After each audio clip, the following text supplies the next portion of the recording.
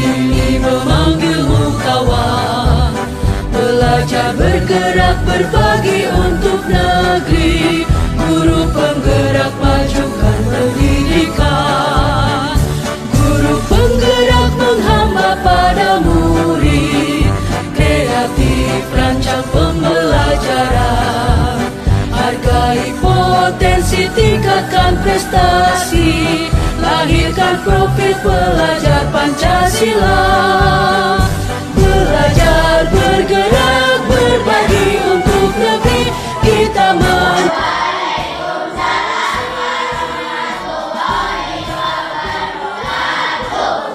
Selamat pagi anak-anak. Kenapa kalian hari ini? Baik. Alhamdulillah. Masih ingat nggak sama profil pelajar Pancasila? Masih. Yakin? Masih. Mau nyanyi? Diri ya? Ya.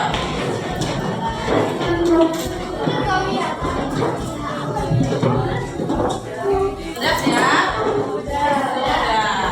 1, 2, 3.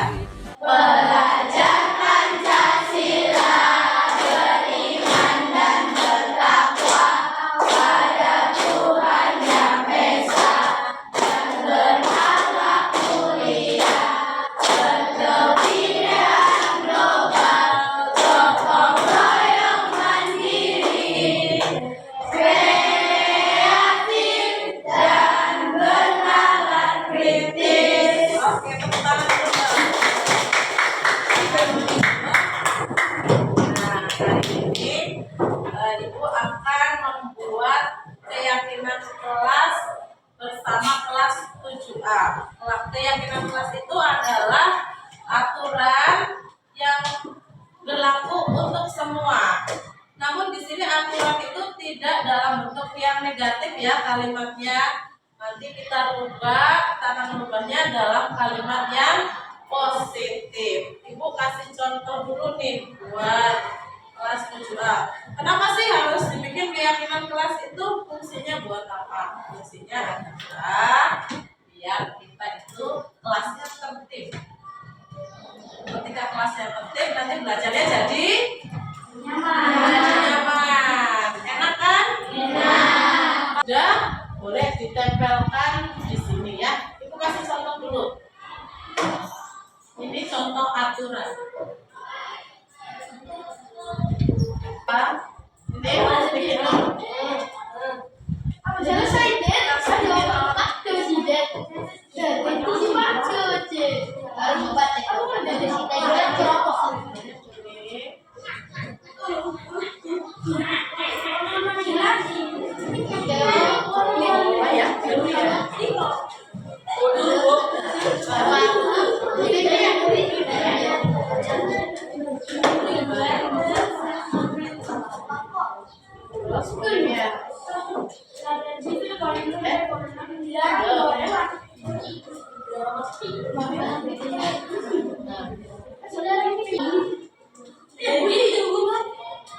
Sudah boleh silakan ditempelkan sesuai dengan warna kertasnya. Kalau yang kuning di sana semua.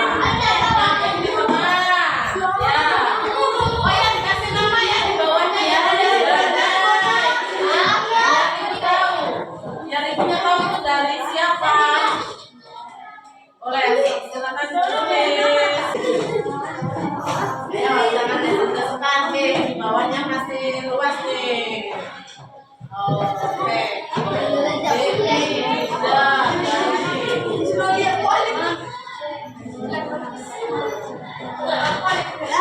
Ada lagi?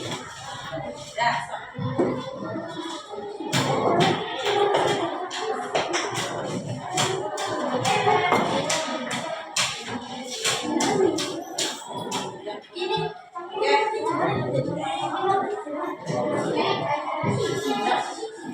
Gak apa-apa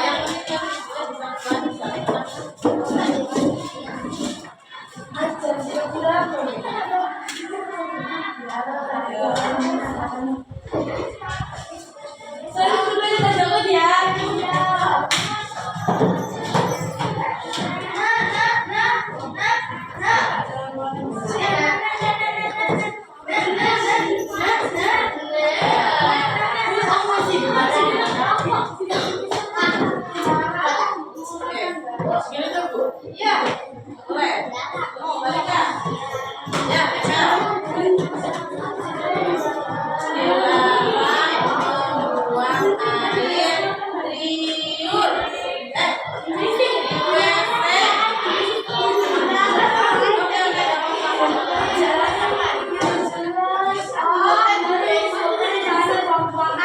Ya, maksudnya sih hemat air ya, bagus. Oke, siap. Sudah. Oh ya belum.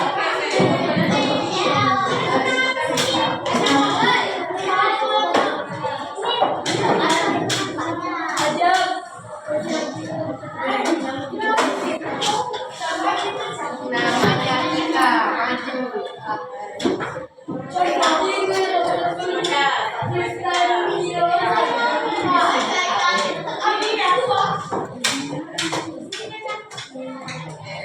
Ada lagi yang belum? Kita rehat dulu. Rehat dulu. Udah, rehat udah. Itu ya nggak apa-apa. Ditungguin.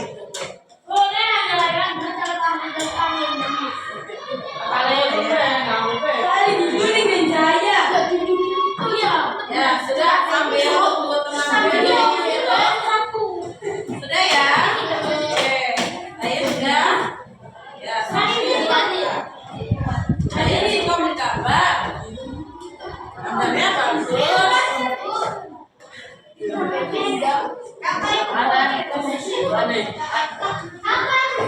Nanti habis ini, oke teman-teman, perhatikan ke depan ini adalah hasil karya kalian untuk membuat keyakinan kelas 7A. Sekali lagi keyakinan kelasnya harus disepakati bersama-sama. Ya. Nanti Bu bacakan satu-satu dari siapa dan setuju atau tidak teman-temannya. Kenapa keyakinan kelas itu harus dibuat? Agar kelas kita menjadi kelas yang nyaman. Aman. Ya. Sudah Den. Aturan ini dibuat oleh Jinja dari Jinja. Dilarang merusak fasilitas kelas. Fasilitas kelas itu apa aja sih? Galon, meja, sapu, meja, tulis ya. Ya, semua barang yang ada di kelas 7A karena tidak dilarang merusak fasilitas biasa. Mencari dulu punya dindanya. Mana yang punya dindanya ya? Nah, dinda lah ini. Jagalah fasilitas kelas dengan baik atau bijak. Setuju apa? Setuju. Berarti kelas ini setuju ya. Harus menjaga fasilitas kelas kita. Bangkunya sudah bagus. Berarti harus dijaga. Kalau dijaga itu berarti dirawat gitu ya. Kan yang duduk kalian, ya kan? Kalau bangkunya bagus, enak, nyaman, belajar jadi senang. Nggak baca ini tulisan itu yang ada di bangku, tidak terganggu dengan tulisan-tulisan yang ada atau nempel di bangku kalian kan. Terus kata Dinda, nilai dari menjaga fasilitas kelas itu nanti kelas kita menjaga. Berarti nanti kelas kitanya barang-barangnya akan terawat. Ya, itu ya. Terus ada lagi nih dari Dedi, dilarang merokok. Dek, anak laki-laki ya, anak perempuan juga enggak? Ya Tiara dilarang merokok. Sama kali dilarang apa ini bertengkar dengan teman. Dilarang datang telat kata anak. Apa dilarang cuci tangan di dalam ekspor. Ada gitu yang suka cuci tangan di dalam.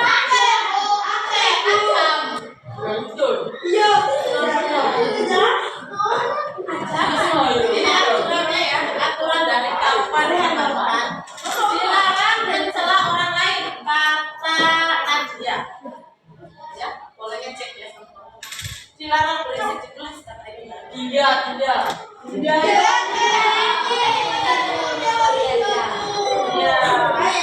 Terus ini apa? Tidak boleh berbicara di kelas. Pesan dari Sunda. Masa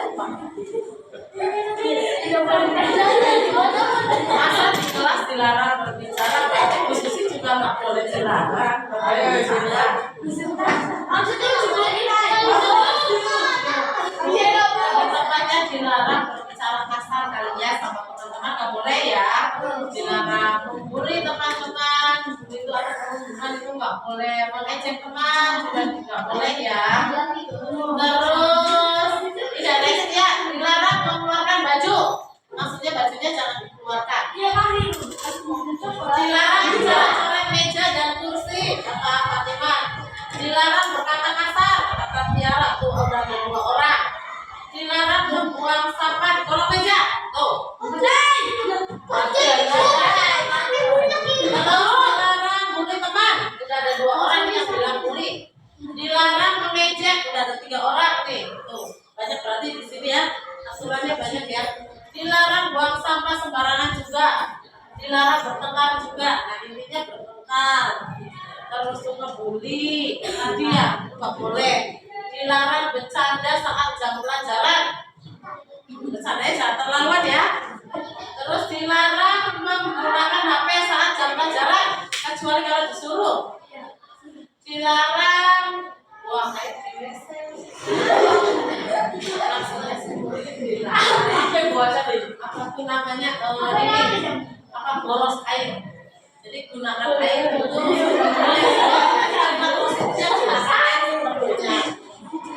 dilarang apa ini? Melaksanakan piket kelas di jam tertentu. Oh, ini berarti harus piket. Aja bata.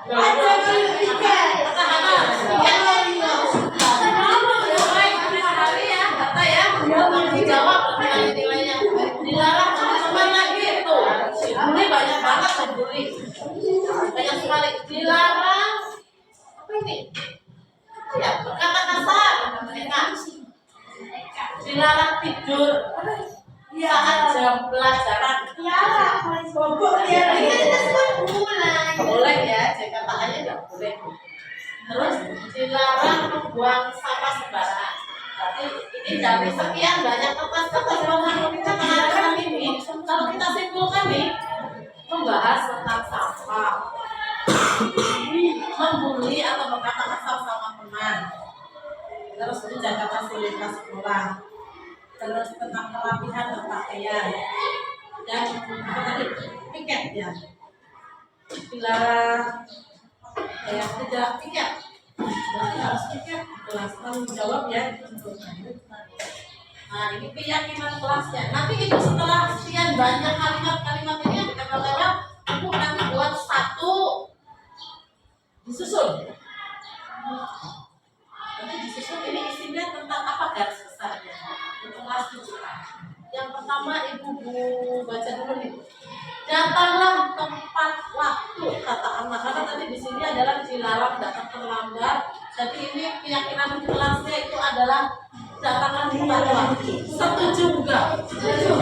Jam berapa kita masuk ke sekolah? Boleh nggak ada toleransi? Kamu boleh nggak datang terlambat berapa menit gitu? Berapa? Jam 7. Jadi kira-kira tanya waktunya berapa menit dari jam 7? Yang kira-kira Bu, saya masih boleh masuk kan ya? Jam 20. Dari 20 sini. 10 menit. Berapa? 7 lebih 10 menit. 7 lewat 10 menit. Kita sudah harus datang di kelas. Setuju apa enggak? Setuju. Saya tanya dulu, kalau kamu bilang setuju, kira-kira biar apa? Biar disiplin.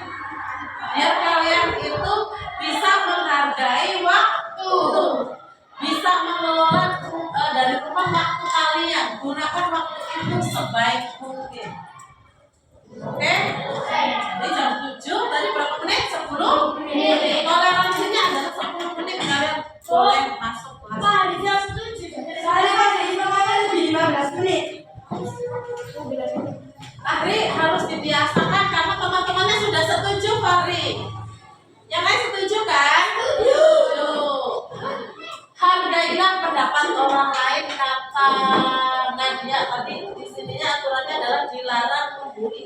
hargailah orang lain. Betul sekali. Karena setiap diri kita ini adalah manusia. Kalau bukan kita yang menghargai diri kita, lalu siapa yang menghargai kita? Ya, jadi dilarang membuli tadi itu aturannya. Keyakinan kelasnya adalah menghargai orang lain. Kalau ada masalah, boleh dibicarakan baik-baik, jangan langsung asal gubrak-gubrak saja, gitu ya. Terus ini datang tepat waktu, hargai pendapat, jagalah fasilitas, gunakan air, bicara dengan halus. Apa ini? Bertemanlah dengan baik. Oh, berarti berteman nanti di sini ya. Oh. Terus jagalah meja. Oh, ini berarti di sini fasilitas nih temennya. Berpakaian yang rapi. Belum ada di sini nih. Berpakaian yang rapi di sini. Sini. Terus buang sampah pada tempatnya. Mana ya temennya? Oh, belum ada. Belum ada. Baik sesama teman. Oh, berarti di sini. Mana nih? Nah, ini tuh. Buanglah sampah pada tempatnya. Nah, ini temennya ini. Tuh, dua. Ini apa nih? Bicara dengan sopan. Berarti di sini ya, menghargai pendapat orang lain ya. Baik sesama teman. Betul. Ya boleh. Apa ini? Semua siswa wajib melaksanakan piket tadi kebersihan ya, mana ya kebersihan? Belum ada kebersihan. Belum ada nih. Ini berteman dengan baik. Nah di sini tuh jauhi rokok. Ada di sini. Gunakan air. Mana ya? Gunakanlah air. Kalau ini nih tuh tentang galon tadi tuh gunakan HP. HP belum. Sini. Kelas jadi tidak berisik. Oh ini tuh di sini berarti. Apa ini? Buang sampah pada tempatnya. Mana ya tadi tuh?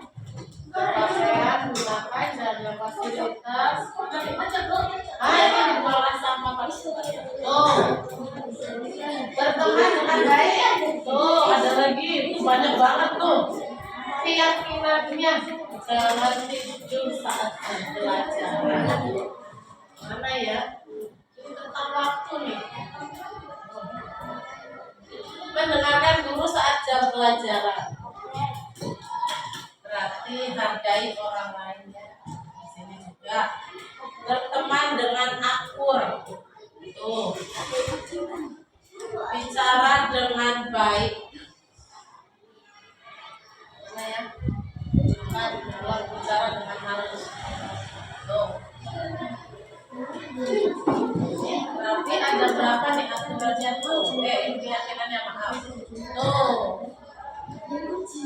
Keyakinan kelas yang pertama. Buang sampah pada tempatnya. Setuju? Setuju. Sudah setuju nih. Buang sampah pada tempatnya. Harus melaksanakan tiket. Di sini melaksanakan tiket kelas sesuai harinya. Sudah dibagi harinya? Sudah. Tapi ada beli tiket. Nah, tanggung jawab ya. Asam nanti itu karena itu udah kesepakatan kelas, berarti nanti Asam harus melaksanakan tugas dengan ya. Gunakan HP dengan baik dan bijak. Suka bawa HP? Nah, kalau pelajaran TIK ada kan ya? Berarti silakan bawa HP. Gunakan HP itu dengan bijak. Jauhi rokok. Ya, ini keyakinannya. Kalau kita menjauhi rokok, jadi nanti apa nilainya? Sehat. Iya betul. Pakaiannya jadi bersih, nggak bau rokok, iya kan? Terus kesehatan ya, paru-parunya jadi sehat, gitu kan? Datang tepat waktu. Tadi toleransinya 10 menit ya. Dari jam 7 boleh masuk ke kelas ini. Jam 7 lewat 10 menit. Hargai pendapat orang lain. Tidak boleh membuli di sini. Hargailah pendapat orang lain. Bertemanlah dengan baik. Baik sesama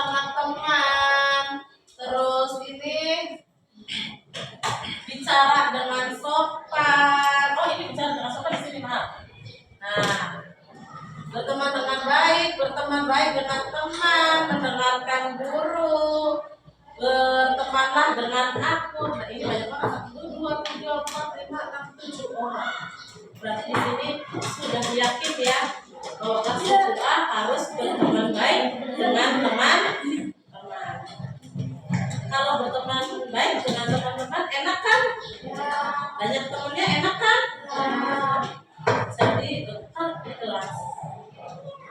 Jadi bersemangat datang ke kelas, datang ke sekolah. Kalau kita tidak punya musuh, betul kan? Nah, maka dari itu mari kita berteman. Jagalah fasilitas dengan baik. Loh ya, ini temannya sudah ada yang mau jatuh. Jaga fasilitas dengan baik. Jagalah meja kursinya dengan baik. Nah, ini keyakinan kelas 7A. Gunakan air galon dengan baik untuk minum bijak berarti. Bicara dengan halus. Bicara jangan kasar nih, tidak boleh apa? Bicaralah dengan baik atau apa ya? Bicaralah dengan sopan atau baik.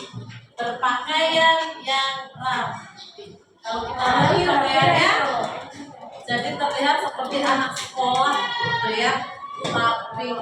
Nah ini nilai-nilainya: sopan santun, berakhlak mulia, disiplin waktu, menjaga tadi ya kelas jadi aman dan tidak becek. Kata-kata betul banget ya Allah. Kalau kita tidak dilarang mencuci tangan, katanya pakai air galon, nanti nilainya di sini adalah kelasnya jadi bersih, tidak becek.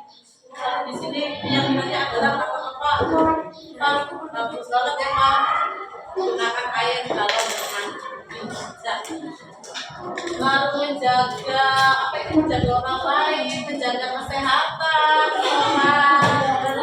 menghargai orang lain. Oke, nanti hasil kesepakatan ini apa? Berwarna pink. Besok ibu tulis lagi, lalu kita tempel di dinding. Karena kayak iya seperti poster, nanti dikasih gambar-gambar gitu ya biar menarik. Ini keyakinan kelas dari kelas 7A, beda dengan kelas lain. Nanti setiap kelas itu memang berbeda sesuai dengan kebutuhan kelasnya masing-masing. Kalau sudah punya keyakinan, berarti kita harus apa? Melaksanakan kan? Kita harus menjalankan kan keyakinan itu? Karena keyakinan itu kita anggap dan kita maknai bahwa itu adalah hal yang baik untuk kita laksanakan. Karena kalau kita sudah melaksanakan, berarti nanti kelas kita jadi kondusif, aman, nyaman, menyenangkan, belajarnya juga. Oke, paham ya? Terima kasih untuk sebuah keyakinannya. Mudah-mudahan keyakinan yang sudah kita buat bersama-sama dan kita yakini itu adalah hal yang baik bisa kita jalankan dengan penuh rasa tanggung jawab, ditanamkan di dalam hati dan pikirannya kita bahwa itu adalah sebuah keyakinan bersama yang disetujui bersama. Kalau kita melanggar atau kalau kita misalkan melenceng dari aturan kelas, nanti kita saling mengingatkan bahwa kita sudah pernah menyepakatinya bersama. Jadi nanti biar kita tidak ada tekanan lagi, ada cotos-cotos lagi, nggak ada marah-marah lagi, teriak-teriak lagi, kelasnya kotor, becek, ini dan itu. Karena kita hari ini sudah hari apa ya itu? Tanggal berapa? 26 Oktober 2020. Jam berapa sekarang? Jam 8.25. Kita kelas 7A sudah membuat keyakinan. Siap untuk menjalankan keyakinan kelas? Siap. Harus dengan penuh rasa tanggung jawab. Terima kasih untuk kelas 7A yang sudah membuat keyakinan kelas. Mudah-mudahan keyakinan kelasnya nanti bermanfaat untuk kelas 7A sampai 1 tahun pelajaran berikutnya. Ibu akhiri, assalamualaikum warahmatullahi wabarakatuh.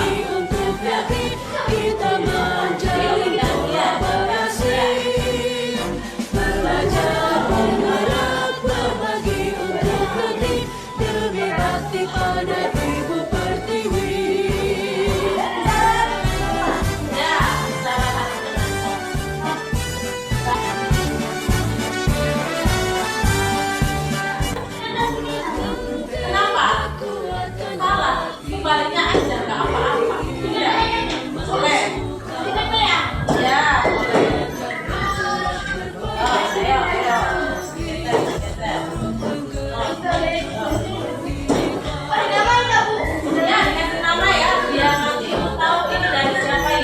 Gitu. Ya, kalau nggak usah dulu. Habis tadi.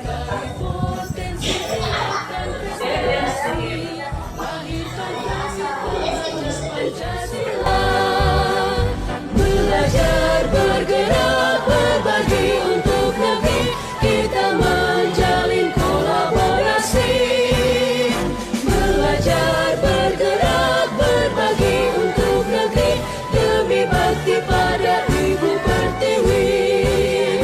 Belajar bergerak berbagi untuk negeri, kita menjalin kolaborasi.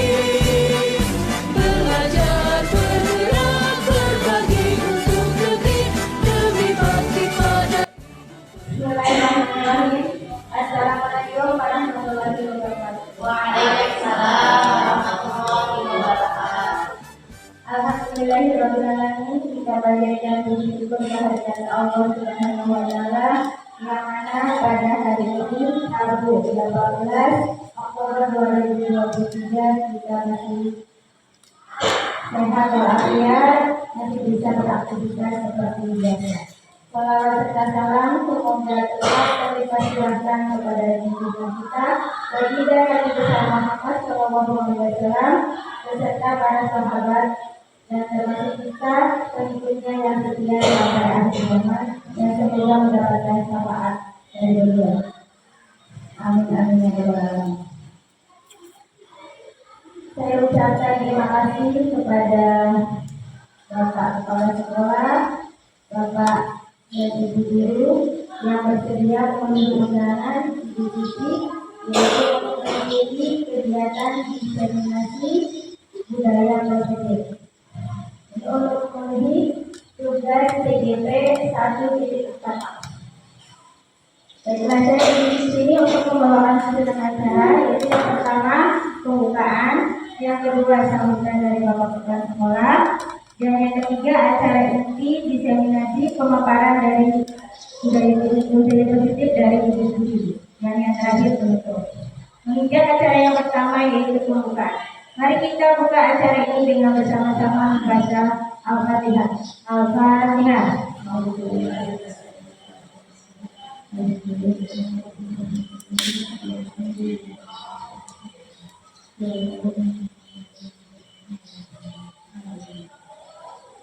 Terima kasih. Mudah-mudahan di kegiatan ini diawali dengan Al-Fatihah itu akan menjadikan ilmu yang bermanfaat apa yang kita dengar. Selanjutnya acara yang kedua yaitu sambutan. Sambutan dari Bapak Kepala SMP Negeri 2 Suranggala. Untuk itu kepada Bapak Abdul Fatah, SPD MPD dipersilakan.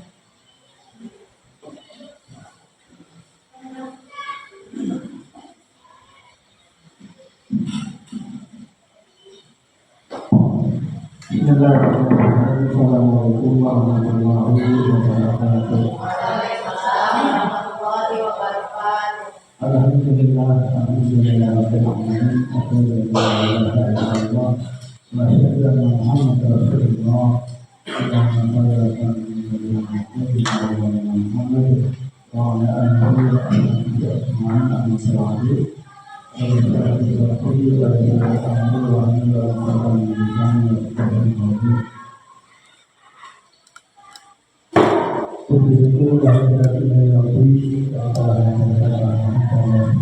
Kita semua dalam kesempatan hari ini dalam masalah penilaian kinerja kepala sekolah dalam masalah program kapal sekolah pada acara calon guru penggerak angkatan 17 poin 1.4. Semoga acara pada hari ini bermanfaat tanpa suatu bahaya dan bermanfaat buat kita semua. Amin ya rabbal alamin. Salawat serta salam selalu kita sampaikan kepada junjungan Nabi kita Nabi Muhammad sallallahu alaihi wasallam beserta para keluarganya, para sahabat, para hadirin, para sahabat dan pengikutnya sampai akhir zaman. hormati, pada kesempatan hari ini kita mendapat undangan tanpa undangan. Begitu ya. Tahu dikasih tahu. Tahu dikasih tahu ya, kalau menjadi tahu. Pada kesempatan hari ini ada action sebagai proses untuk menuju guru penggerak angkatan ke-9 yang nanti akan dipaparkan sepenuhnya oleh Ibu Susiati, dan mohon kepada Ibu Bapak untuk memiliki acara action hari ini ya sampai selesai, karena akan di syuting, akan di-upload ke YouTube. Bu Katil. Iya, nanti karena di-upload akan dilihat oleh orang semuanya, maka kita harus action yang memang betul-betul bisa menjadi contoh untuk CGP yang lainnya. Tahun depan 2025 ada 6 orang CGP yang akan bernasib seperti Bu Ratna. Nanti di angkatan 11 ada Om Soid, ada Pak Irfan, ada Pak Wahyu, ada Pak Fadil, ada lagi Ibu Okta. Kalau Ibu Okta daftar di sana ya langsung daftar. Kalau Ibu Aki kita nggak bisa ya. Iya, ada keluarga Bu Haji, masuk ya, angkatan 11.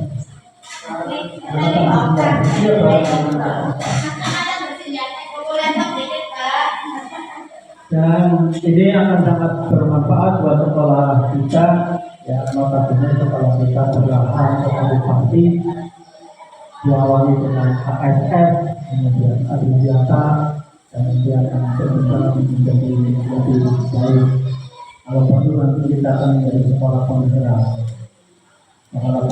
yang hasil rakor tingkat provinsinya kemarin baru dilaksanakan oleh kepala dinas dengan kepala dinas provinsi. Nanti kita berupaya agar sekolah kita menjadi sekolah penggerak. Tapi syaratnya untuk menjadi sekolah penggerak, kepala sekolah 4 tahun sudah tidak. Syarat utamanya berarti itu resiko. Ibu Bapak yang saya hormati, acara pada hari ini maka nanti dilanjutkan sesuai dengan tupoksi dan aturan dari calon peserta, yaitu tentang menyampaikan pemahaman dan pengalaman peran dalam budaya positif bagi guru dan bagi siswa. Kalau bagi siswa budaya positifnya ya berseragam lengkap, datang pulang tepat waktu. Untuk ibu bapak gurunya, budaya positifnya adalah yang pertama diawali dengan berdoa, kemudian tiket ya membersihkan lingkungan kelas. Kemudian budaya positifnya adalah selalu memeriksa tugas-tugas yang diberikan kepada anak didiknya. Walaupun pemeriksaannya tidak harus diperiksa per nomor, ada 10 soal diperiksa nomor 1, 2, 3 sampai 10 kali 30 siswa, jadi 300 soal. Itu baru 1 kelas.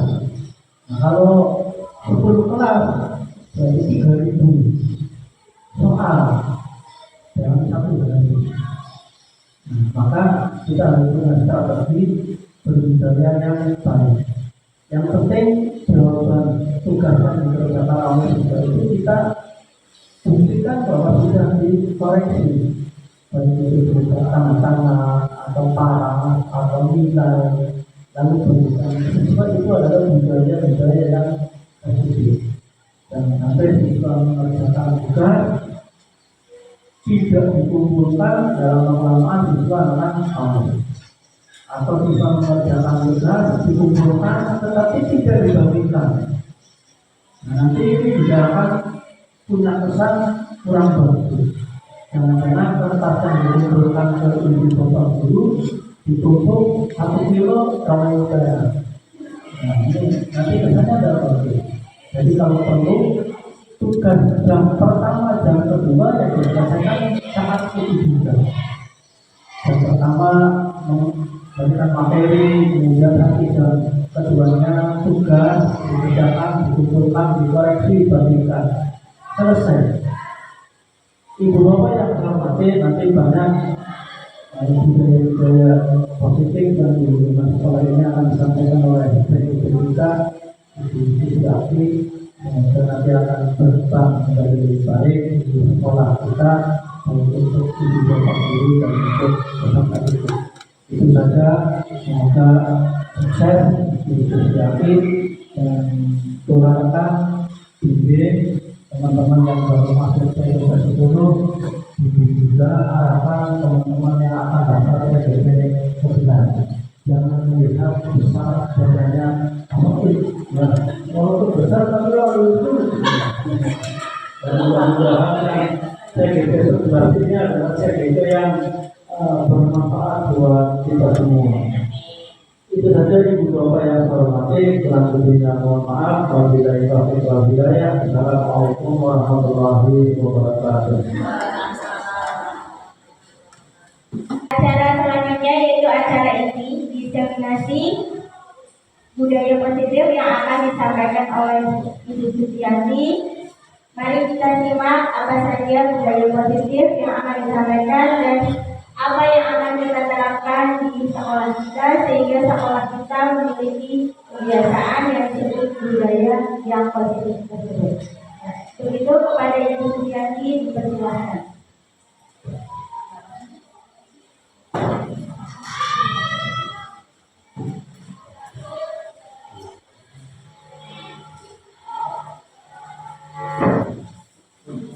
Baik, terima kasih Ibu Ratnawati yang sudah memperkenalkan waktu dan tempatnya.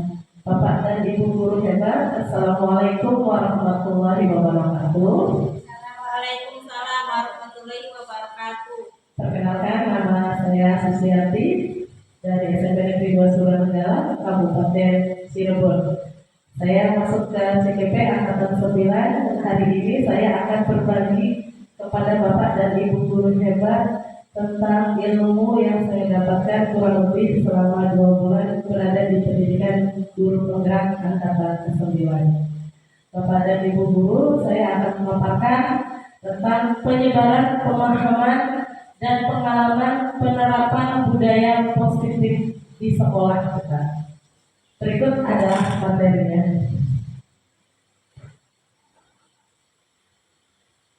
Selamat datang para Bapak Ibu guru hebat. Mari belajar bersama, berkolaborasi, saling mendukung demi mewujudkan disiplin positif di sekolah kita tercinta.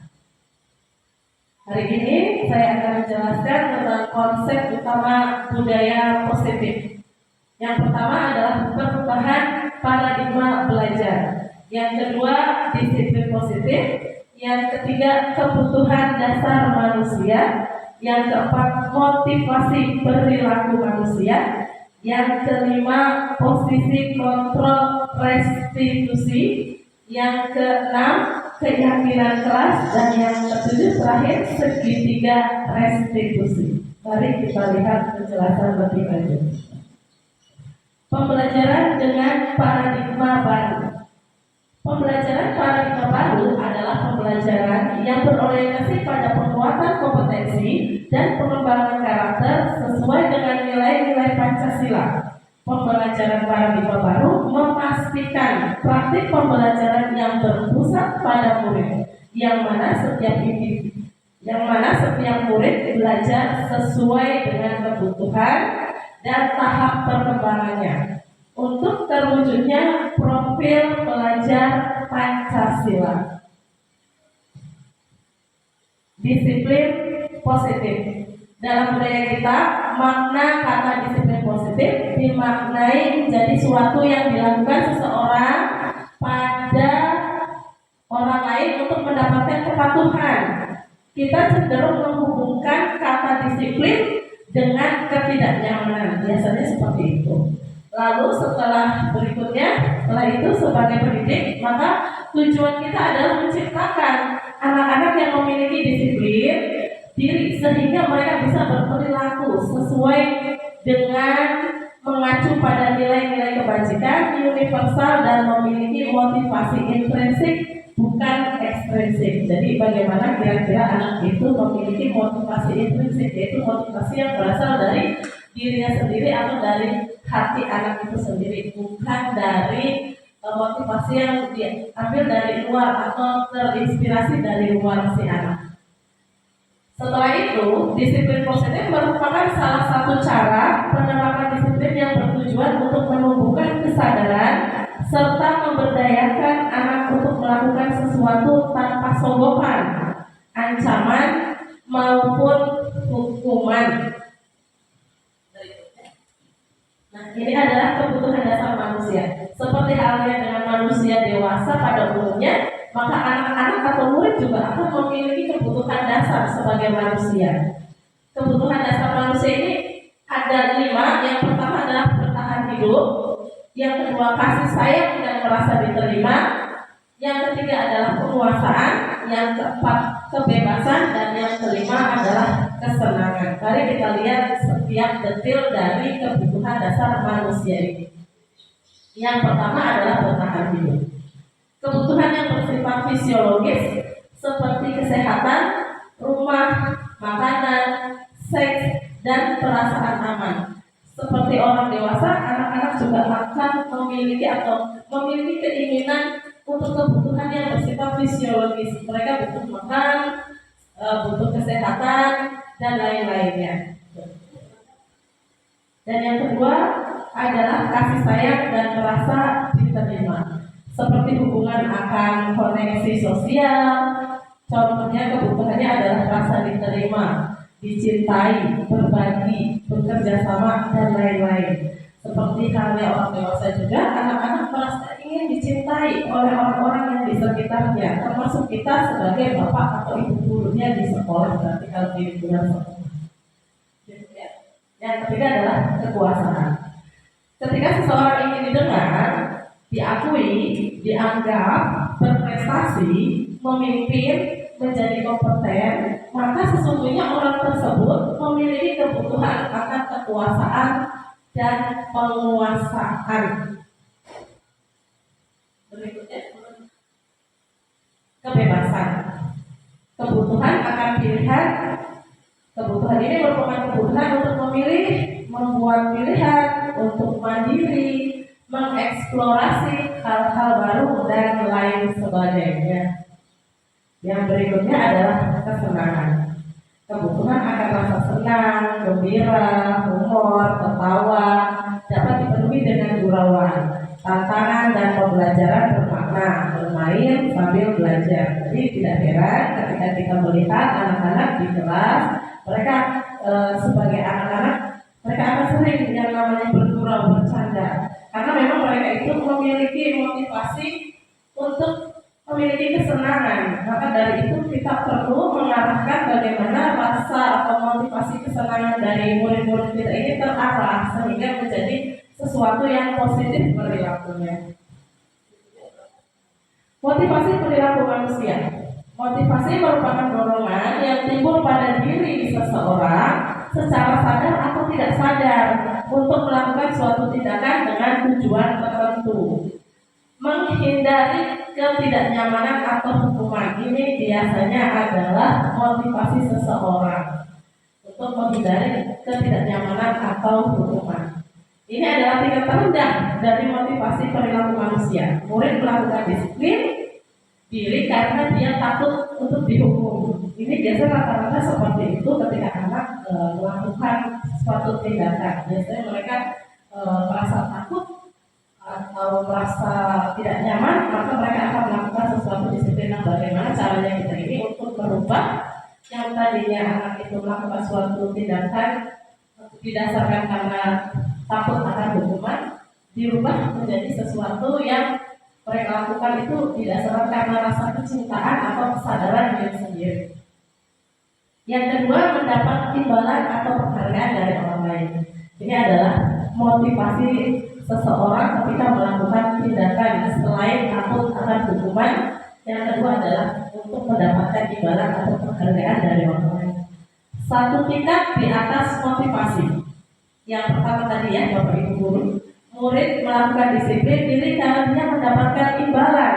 Nah, kalau kita sering memberikan iming-iming hadiah berupa benda, nanti anak-anak akan termotivasi karena dia menginginkan sesuatu atau menginginkan suatu benda atau penghargaan dari orang lain. Jadi nanti motivasinya tidak motivasi intrinsik ya.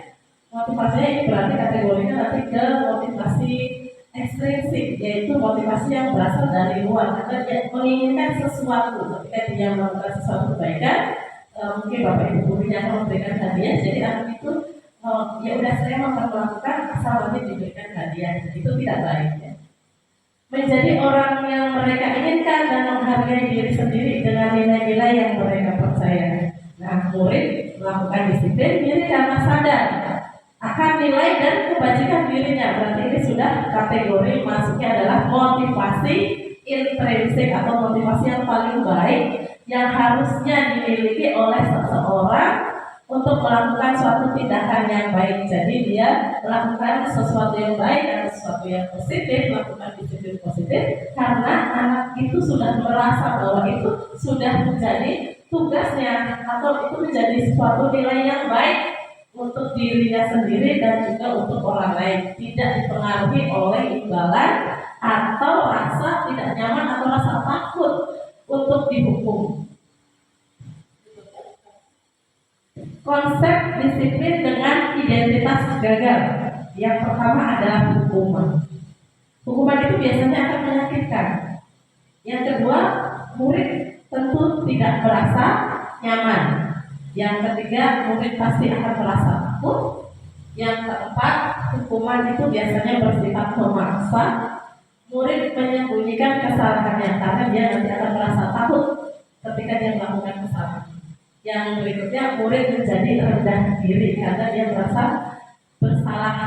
Dia takut untuk dihukum, dia akan berbohong, dan murid akan menjadi rendah diri. Dia akan merasa saya tidak berguna karena saya telah melakukan suatu kesalahan.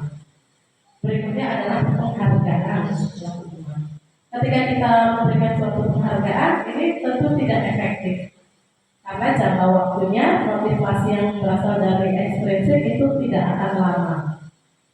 Ketika anak melakukan memiliki motivasi intrinsik, itu jangka waktunya akan lebih lama bila dibandingkan dengan motivasi yang bersifat ekstrinsik. Penghargaan itu juga akan merusak hubungan atau sifat iri dari setiap masing-masing siswa. Yang berikutnya, penghargaan akan mematikan kreativitas.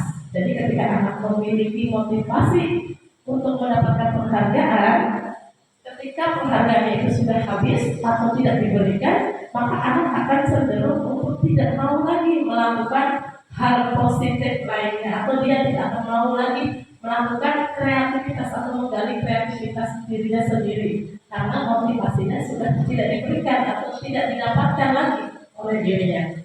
Berikutnya, penghargaan itu merampas hak menghargai diri. Jadi ketika kita melakukan atau kita diberikan motivasi karena dari luar, nanti anak itu tidak menghargai dirinya dia sendiri, kemampuan dia sendiri itu seperti apa.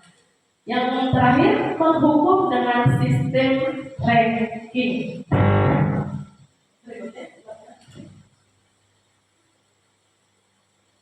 Konsep disiplin tadi dengan identitas gagal sudah. Ini konsekuensi ya. Konsekuensi dan restitusi hampir mirip, tapi tentu ini sangat berbeda. Konsekuensi penguatannya itu adalah jangka pendek. Yang kedua, perlu monitoring berkelanjutan. Jadi harus dievaluasi baik itu dalam jangka waktu yang pendek seperti 1 minggu ataupun 1 bulan berikutnya harus selalu dievaluasi. Yang ketiga, stimulus dan respon. Yang keempat, murid menghormati peraturan. Yang berikutnya terakhir, kehilangan waktu untuk merenungi kesalahan. Ini dari konsekuensi ketika kita diberikan atau kita memberikan konsekuensi kepada anak. Restitusi. Sedangkan ketika kita melakukan restitusi, murid itu akan jauh lebih bertanggung jawab untuk Yang kedua, murid itu akan menjadi fokus saat pemecahan masalah untuk jangka yang panjang. Yang ketiga, murid akan menghormati dirinya dan orang lain. Yang keempat, dirinya memegang kontrol. Jadi murid itu memegang kontrol atas dirinya sendiri, atas tindakan yang sudah atau yang akan dia lakukan. Yang terakhir, murid bersemangat memperbaiki kesalahan. Ketika restitusi itu diberikan atau kita melakukan restitusi, murid itu akan lebih bersemangat memperbaiki kesalahan-kesalahan yang sudah dia lakukan. Konsep disiplin, pendekatan restitusi. Restitusi adalah proses menciptakan kondisi bagi murid untuk memperbaiki kesalahan mereka sehingga mereka bisa kembali pada kelompok mereka dengan karakter yang lebih kuat. Berikutnya, konsep disiplin melalui pendekatan restitusi itu ada ciri-cirinya. Ciri-ciri restitusi yang pertama adalah bukan untuk menebus kesalahan, namun untuk belajar dari kesalahan. Yang kedua, memperbaiki hubungan. Yang ketiga, tawaran bukan paksaan. Yang keempat, restitusi menuntut untuk melihat ke dalam diri murid. Yang berikutnya, restitusi mencari kebutuhan dasar yang mendasari tindakan. Dari restitusi nanti kita akan melihat atau akan tahu kenapa anak itu melakukan tindakan tersebut. Restitusi diri adalah cara yang paling baik. Yang berikutnya adalah restitusi fokus pada karakter bukan tindakan anaknya. Yang terakhir, restitusi fokus pada solusi. Jadi ketika kita menerapkan restitusi, anak itu diberikan kesempatan untuk menelaah atau dia mencari tahu sendiri kesalahannya di mana, lalu dia juga akan menguatkan perilakunya apa yang akan dia lakukan ke depannya untuk memperbaiki kesalahan-kesalahannya, atau dia boleh itu akan mencari solusi sendiri atas masalah yang dia hadapi dan nantinya dia akan lebih memperbaiki diri menjadi lebih baik lagi. Ini adalah 5 posisi kontrol kita sebagai seorang guru. Yang pertama adalah sebagai penghukum. Apakah kita selama ini sebagai penghukum? Lalu yang kedua, membuat rasa bersalah. Apakah kita pernah melakukannya? Lalu menjadi seorang teman, posisi kontrolnya. Yang keempat adalah pemantau. Dan yang kelima adalah sebagai manajer. Mari kita lihat setiap detail dari 5 posisi kontrol ini. Contoh penerapan posisi kontrol. Yang pertama adalah sebagai penghukum. Seperti tadi gambarnya. Pertama, patuhi aturan saya atau awas. Ya, ini adalah kalimat-kalimat penghukum biasanya. Kamu selalu saja salah. Yang ketiga, selalu pasti. Selalu yang terakhir selesai. Ini adalah kalimat-kalimat penghukum yang Bapak Ibu guru. Guru seperti ini senantiasa percaya hanya pada satu cara agar pembelajaran bisa berhasil, yaitu cara dia sendiri. Berikutnya ciri khas penghukum. Penghukum itu biasanya nada suaranya akan tinggi, lalu bahasa tubuh lain, matanya itu melotot dan jari telunjuknya menunjuk-nunjuk atau menghardik anaknya. Itu adalah ciri dari posisi penghukum. Yang kedua, pembuat rasa bersalah. Ini adalah kalimat-kalimat pembuat rasa bersalah. Ini beberapa contohnya ya, contoh kalimat-kalimatnya. Yang pertama kalimatnya adalah Bapak sangat kecewa sekali dengan kamu, atau Ibu guru sangat kecewa sekali dengan kamu. Nah, ini contoh kalimat sebagai pembuat rasa bersalah. Yang kedua, berapa kali Bapak harus memberitahu kamu ya, atau berapa kali ya Ibu harus kasih tahu kamu ya. Nah, ini kalimat berikutnya. Berikutnya kalimat yang ketiganya adalah gimana coba kalau orang tua kamu tahu kamu berbuat seperti itu. Nah, ini jadi akan menimbulkan anak itu merasa dia sangat bersalah dan dia adalah orang yang satu-satunya bersalah dalam hal ini, gitu ya. Di posisi seperti ini, murid akan memiliki penilaian diri yang buruk, Bapak Ibu guru, tentang diri mereka sendiri. Murid merasa tidak berharga dan telah mengecewakan orang-orang yang disayanginya. Nah, ini kasihan ya, nanti membuat anak itu menjadi menurun tentang penilaian dirinya sendiri. Nanti anak akan menjadi rasa timbul tidak percaya diri jika kita melakukan seperti ini. Ciri khas dari sang pembuat merasa bersalah itu adalah nada suaranya. Memelas biasanya suaranya halus atau sedih. Bahasa tubuhnya merapat pada dan lesu. Ini adalah ciri-ciri atau ciri khas dari posisi pembuat rasa bersalah. Berikutnya adalah teman. Ini adalah contoh kalimat ketika kita memposisikan diri sebagai seorang teman dengan murid kita. Ayo bantulah demi bapak ya, atau ayo bantulah demi ibu ya, mau ya. Nah, itu adalah kalimat berikutnya. Kalimat contoh berikutnya, ayo ingat tidak bantuan bapak selama ini, atau ayo ingat tidak bantuan ibu guru selama ini sama kamu. Nah, ini adalah contoh kalimat kita sebagai seorang teman pada anak. Berdampak negatif dari posisi kontrol teman itu adalah bila suatu saat guru yang tadi atau sebagai guru yang tadi di posisi kontrol sebagai teman anak itu gurunya misalkan sedang pergi atau tidak ada posisinya, nanti anak itu akan merasa kecewa dan saya berpikir bapak adalah teman saya. Murid akan merasa dikecewakan dan tidak mau lagi berusaha. Jadi anak ini nanti akan bergantung kepada salah satu sosok guru atau satu atau dua orang sosok guru. Ketika salah satu dari guru tersebut misalkan tidak berada di tempat, maka anak ini akan merasa kehilangan dan tidak mau lagi untuk melakukannya lagi, melakukan hal yang positif tadi ya Bapak Ibu. Ciri khasnya posisi kontrol teman adalah nada suaranya ramah, akrab dengan anak-anak dan bercanda. Bahasa tubuhnya melekat pada murid, mata dan senyum jantan. Senyum jenaka maksudnya. Yang keempat adalah posisi sebagai pemantau. Ini adalah kalimat seorang guru ketika beliau menjadi seorang pemantau atau posisi kontrolnya pemantau.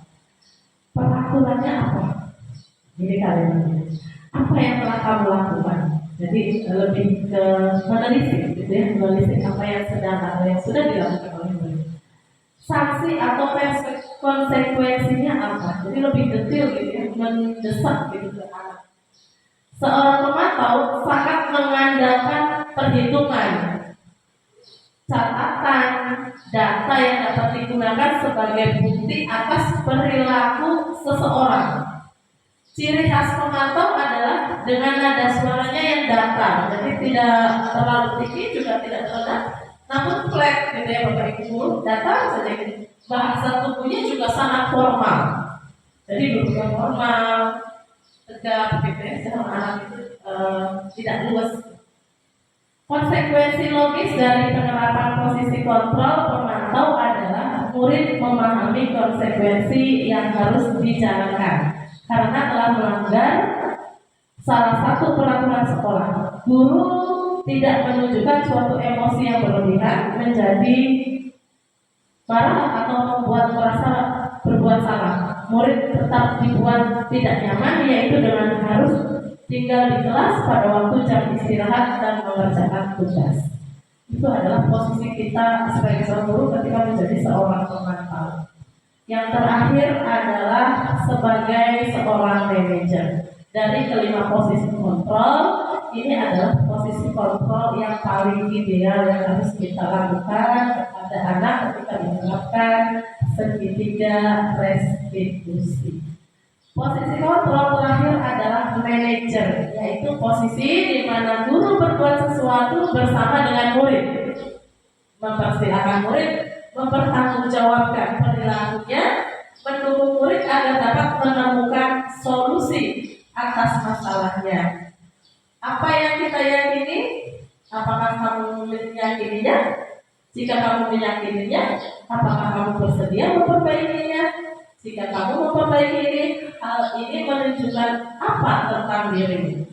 Apa rencana kamu untuk memperbaiki hal ini? Ini adalah pertanyaan yang mengandung kita ketika kita harus melakukan atau kita akan melakukan segitiga restitusi kepada seorang murid. Tugas seorang manajer bukan untuk mengatur perilaku seseorang, tapi membimbing murid untuk dapat mengatur dirinya. Seorang manajer bukannya memisahkan murid dari kelompoknya, tapi mengembalikan murid tersebut ke dalam kelompoknya dengan keadaan yang lebih baik dan lebih kuat secara mental. Yang berikutnya adalah tujuan akhir dari 5 posisi kontrol seorang guru adalah pencapaian posisi manajer, di mana di posisi inilah murid dapat menjadi pribadi yang mandiri, merdeka dan bertanggung jawab atas segala perilaku dan sikapnya, yang pada akhirnya dapat menciptakan lingkungan yang positif, nyaman dan aman. Ciri khas dari posisi kontrol, ciri khas dari posisi manajer. Ciri khasnya adalah posisi kontrol manajer adalah nada suara tulus, bahasa tubuhnya tidak kaku dan mendekat ke murid. Berikutnya, nah ini adalah tentang keyakinan kelas. Mengapa keyakinan kelas? Kenapa bukan peraturan kelas saja? Apa bedanya? Tentu ini adalah dua hal yang sangat berbeda. Mengapa kita memiliki peraturan tentang penggunaan helm pada saat mengendarai kendaraan roda 2 atau motor?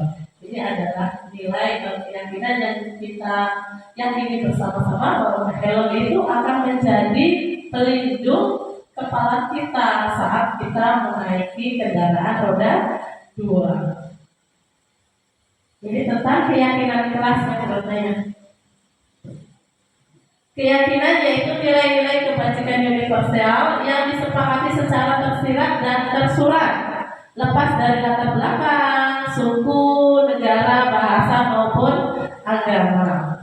Murid-murid perlu mendengarkan dan memahami arti sesungguhnya tentang peraturan-peraturan yang diberikan. Apa nilai kebajikan di balik peraturan tersebut? Apa tujuan utamanya? Jadi ketika kita akan melakukan keyakinan kelas, anak juga harus diberikan edukasi atau diberikan pemahaman di balik peraturan ini nanti apa nilai apa yang akan kita dapatkan. Bagaimana pembentukan keyakinan kelas itu? Keyakinan kelas lebih abstrak daripada peraturan. Keyakinan kelas tidak terlalu banyak. Yang berikutnya, keyakinan kelas meninjau kembali dari waktu ke waktu. Jadi nanti ada evaluasinya. Keyakinan kelas berupa pernyataan universal, pernyataan yang dapat diterima oleh semua murid yang ada di kelas. Dapat diterapkan di lingkungan tersebut, dibuat dalam bentuk positif atau kalimat yang positif. Dan yang terakhir, semua warga kelas ikut berkontribusi tentunya. Jadi setiap anak itu dipersilakan untuk membuat atau memberikan poin-poin tentang keyakinan kelas yang akan disepakati bersama-sama. Berikutnya adalah segitiga restitusi, menstabilkan identitas. Ini ada 3 Bapak Ibu guru yang tingkatannya segitiga restitusi. Tindakan itu nanti ada 3. Yang pertama menstabilkan identitas, yang kedua validasi tindakannya, dan yang ketiga nanti menanyakan keyakinannya. Yang pertama menstabilkan identitas. Bagian dasar dari segitiga bertujuan untuk mengubah identitas anak dari anak yang merasa gagal untuk melakukan kesalahan karena gagal melakukan kesalahan menjadi orang yang sukses. Lalu memvalidasi tindakan. Setiap tindakan kita dilakukan dengan satu tujuan, yaitu memenuhi kebutuhan dasar. Kalau kita memahami kebutuhan dasar, apa yang mendasari sebuah tindakan atau hal yang tindakan yang dilakukan oleh seorang anak, kita akan bisa menemukan cara-cara paling efektif untuk memenuhi kebutuhan tersebut. Jadi nanti kita kalau kita lihat dulu anak ini melakukan tindakan tersebut itu karena anak ini ingin memenuhi kebutuhan dasar yang mana. Ketika kebutuhan dasarnya sudah teridentifikasi, nanti kita bisa melakukan cara-cara yang paling efektif untuk memenuhi kebutuhan tersebut. Yang ketiga adalah namanya menanyakan keyakinan kelasnya. Keyakinan kelas yang sudah dibuat. Nah, ketika identitas sukses telah tercapai dan tingkah laku yang salah telah divalidasi, maka anak akan siap untuk dihubungkan dengan nilai-nilai yang dia percaya dan berpindah menjadi orang yang dia inginkan.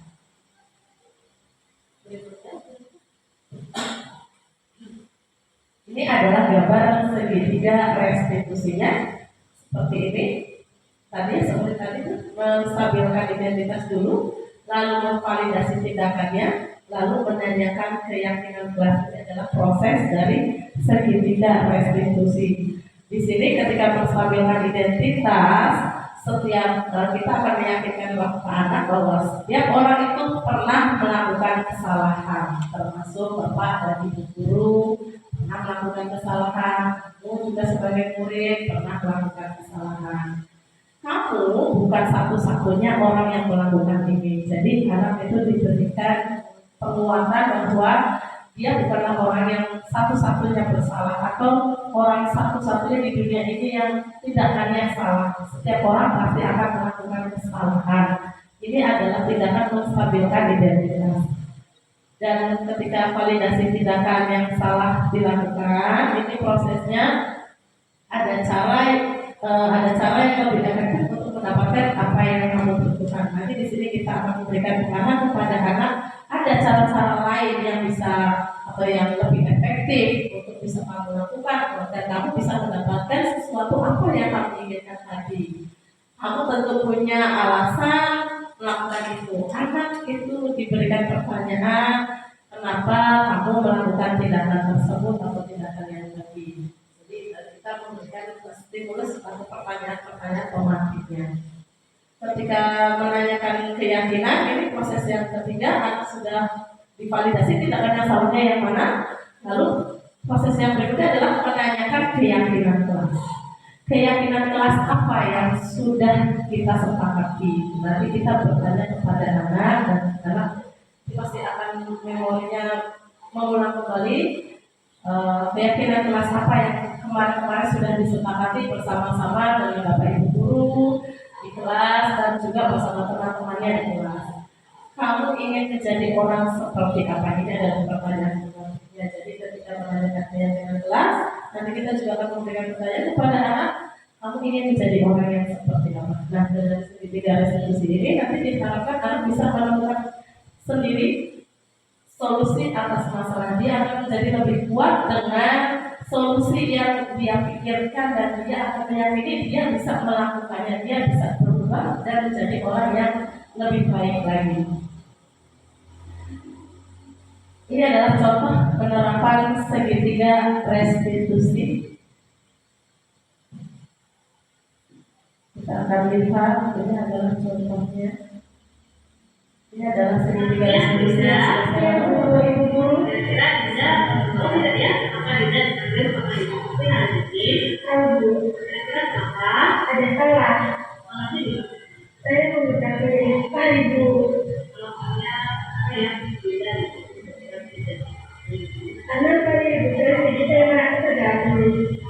Ibu memahami ketika kita sedang belajar kelas, lalu ada teman-teman yang sibuk, kita pasti akan terganggu ya. Namun apakah tindakan tidak sesuai dengan keyakinan kelas kita? Belum bu. Kira-kira keyakinan kelas yang mana yang belum tidak terapkan? Menghargai teman. Bagus sekali. Kira-kira solusinya bagaimana ya? Biar kita bisa menghargai teman. Terlebih dahulu saya akan memberikan waktu pada kami dan saya akan memperbaiki sikap saya.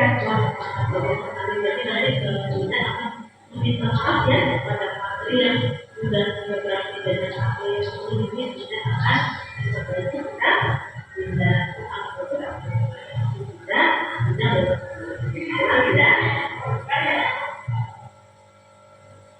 Bapak Ibu guru, itu adalah contoh dari segitiga restitusi yang sudah saya terapkan kepada seorang anak bernama Dinda dari kelas 7A.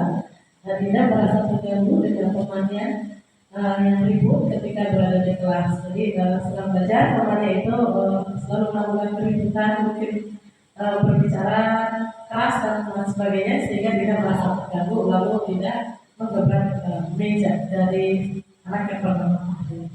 Nanti saya menanyakan sebuah keyakinan kepada Dinda, keyakinan mana yang sudah Dinda anggar atau keyakinan kelas mana yang belum Dinda terapkan. Lalu anak sudah menjawab alasannya kenapa dia melakukan seperti itu, dan saya juga menanyakan kira-kira seperti apa tindakan si Dinda ke depannya agar hal ini tidak terulang kembali. Bapak Ibu, Demikian yang bisa saya sampaikan. Mohon maaf apabila ada kekurangan karena ini ada selanjutnya, jadi saya tutup. Terima kasih. Wassalamualaikum warahmatullahi wabarakatuh.